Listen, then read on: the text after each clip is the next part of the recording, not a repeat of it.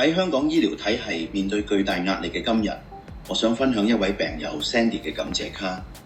佢係一位大腸癌病人，喺屯門醫院臨床腫瘤部接受治療。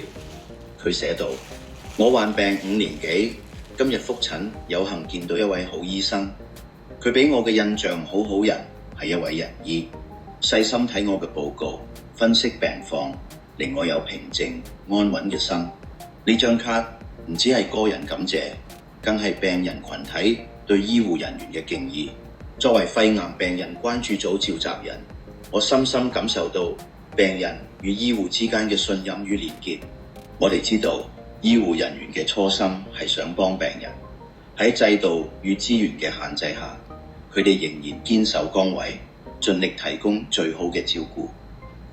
病人感受到嘅不只係治療，更係人性嘅溫度。向所有香港醫護人員致敬，你哋嘅努力我哋睇得見，你哋嘅付出我哋記在心裏。